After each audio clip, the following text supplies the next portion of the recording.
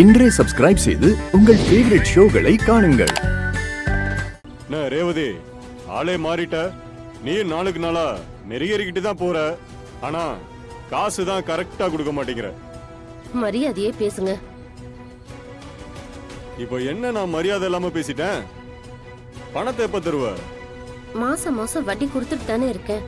வட்டி தான் கொடுக்குற, அசல் என்னாச்சு? எத்தனை நாள் தான் உங்ககிட்ட வட்டியே வாங்கிட்டு இருக்கிறது? திடீர்னு ஒரு நாள் அசலே கொடுக்காம ஓடிட்டேன்னா? நான் இங்க தானே இருக்கேன். என் கடையை விட்டு நான் எங்க போறேன்? நான் எப்படி உங்களை ஏமாத்துவேன்? இப்படிதான் சாம்பிராணி கடைக்காரன் சொன்னான். நல்லா புகைய போட்டுட்டு ஓடிட்டான். இனிமே நான் யாரையும் நம்பவே மாட்டேன்.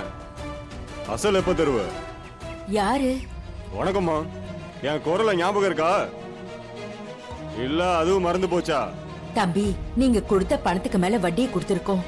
அது உங்களுக்கே தெரியும். இதுக்கு மேலேயே பணத்தை கேட்டா எப்படி கொடுக்க முடியும்? இது என்னமா நியாயமா இருக்கு? கடன் வாங்கினா வட்டி கொடுக்கணும். நீங்க அசலை கொடுத்துட்டீங்கன்னா இவ்வளவு வட்டி கொடுக்கணும்னு அவசியம் இல்லைல்ல. இப்போ வியாக்கானம் பேசிக்கிட்டு இருக்கீங்க. கடன் வாங்கினா வட்டி கொடுத்து தானே ஆகணும். கொஞ்ச நாள் டைம் கொடுங்கன்னு எப்படியாவது ரெடி பண்ணி நான் கொடுத்துருவேன். இந்த கதையெல்லாம் வேண்டாம். நாளைக்கு காலையில எனக்கு மொத்த பணமும் வேணும். இல்ல ஏதாவது ஏமாத்திரலாம்னு நினைச்ச நான் என்ன செய்வேன்னு சொல்ல மாட்டேன். ஏற்கனவே என்கிட்ட கடன் வாங்கியிருப்பாங்கல்ல, அவங்க கிட்ட கேட்டு என்ன தெரிஞ்சுக்க நான் என்ன பண்ணுவேன்னு.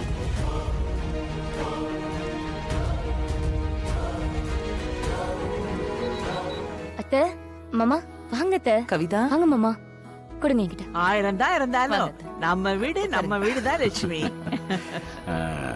ஐயோ, இத மறந்துட்டு போயிட்டனே அம்மா. கவிதா பாட்டி, நாங்க வீட்ல இல்லாம அப்படியே சுதந்திர பறவை மாதிரி இருந்திருப்பியே. ஐயோ அப்படிலாம் இல்ல பாட்டி. எல்லாம் எனக்கு தெரியும். ஒன்ன குறை சொல்றதுக்கு யாரும் இருந்திருக்க மாட்டாங்க. நீ நிம்மதியா தான் இருந்திருப்ப. பாட்டி, குறை சொல்றவங்க இருந்தா தானே நம்ம தப்ப கூட திருத்திக்க முடியும். ஆ? நீங்க இல்லாம வீடே வெறிச்சோடி போயிடுச்சு தெரியுமா? ஏன் லட்சுமி, இவ நம்ம எல்லாரையும் நினைச்சு பார்த்திருப்பான்னு நீ நினைக்கிற? பாட்டி, கண்டிப்பா அத்தை. என் மருமக கண்டிப்பா நம்மள பத்தி நினைச்சு பாத்திருப்பா. ஓ, ரொம்ப அன்பான பொண்ணு அத்தை. அவளால தனியாலாம் இருக்கவே முடியாது. 1000 சண்டை சச்சரவு எல்லாம் வந்தாலும் கூட்டு குடும்பத்துக்கு தான் இவ ஆசைப்படுவா. 10 நாள் கழிச்சு ஒரு நல்ல முகூர்த்தம் இருக்கு, அதிலேயே வச்சுக்கலாம்னு பேசிக்கிட்டு இருக்கோம். 10 நாளா? ஏன்பா, ரொம்ப நாள் இருக்கே. அதுக்கு முன்னாடி எதுவும் முகூர்த்தம் இல்லையா? விட்டா இவ இன்னைக்கு அவங்க வீட்டுக்கு போய் இன்னைக்கு வாழ ஆரம்பிச்சிருவா போல. போமா. திவ்யா, கல்யாணத்துக்கு அப்புறம் நீ எங்களெல்லாம் விட்டு ரொம்ப தூரம் போயிருவியோன்னு வருத்தப்பட்டுட்டு இருந்தம்மா. பரவாயில்லம்மா, நீ இப்போ எங்க பக்கத்துல தானே இருக்க போற. எங்களுக்கு சந்தோஷம்தான். அப்பா, கல்யாணம் முடிஞ்சதும் 6 மாசம் இங்க 6 மாசம் அங்கன்னு உங்க மாப்பிள்ளை கிட்ட நான் டீல் போட போறேன். அவர் உன்னை விட்டு இருப்பாரா? அவரும் என் கூட தான் இருப்பாரு. நீங்க வேணா பாருங்க, நான் அவரை ஒத்துக்க வைப்பேன். இந்தா. அப்பா, எல்லாம் கரெக்டா இருக்குப்பா.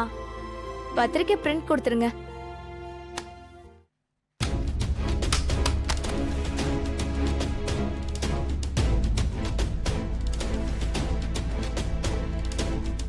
என்னங்க அபசகுணமா பத்திரிக்கை தவறுது? சிவகாமி, இதெல்லாம் அபசகுணமா? நான் வாங்கும்போது கை தவறி கீழே விழுந்துருச்சு. அதெல்லாம் ஒண்ணும் இல்ல. இத போய் அபசகுணம்னு சொல்ற?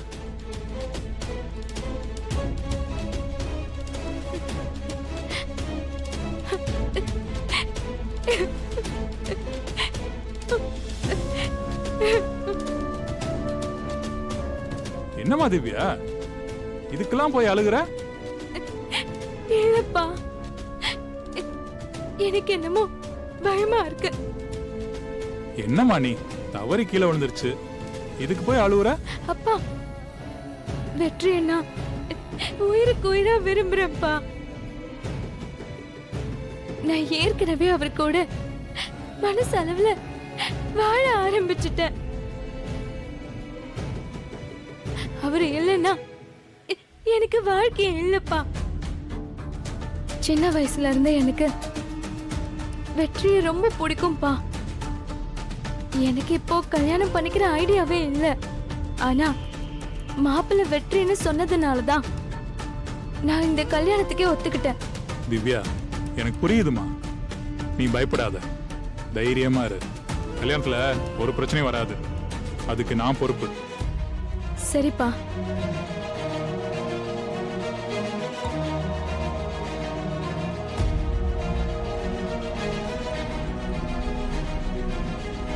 என்ன சிவகாமி, நம்ம பொண்ணு இப்படி இருக்கா?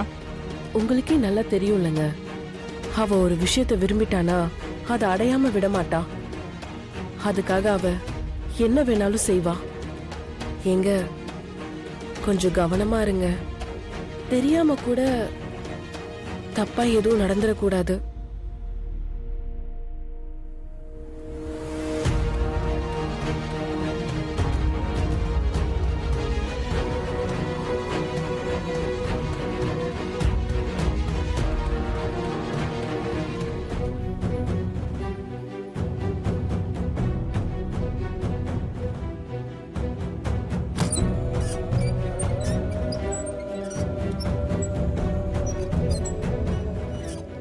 மா, அஞ்சலி எப்படி இருக்கா? அஞ்சலி நல்லா இருக்காமா.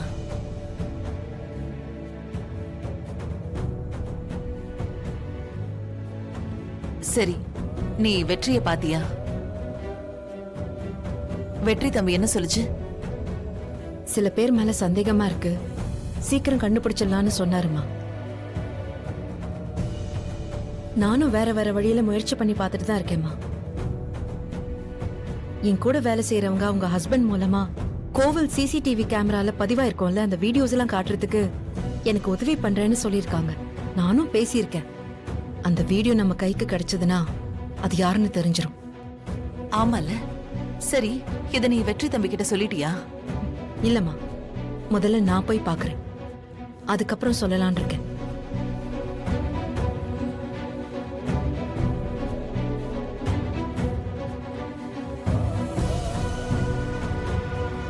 துளசி, நீ எந்த தப்புமே பண்ணலம்மா.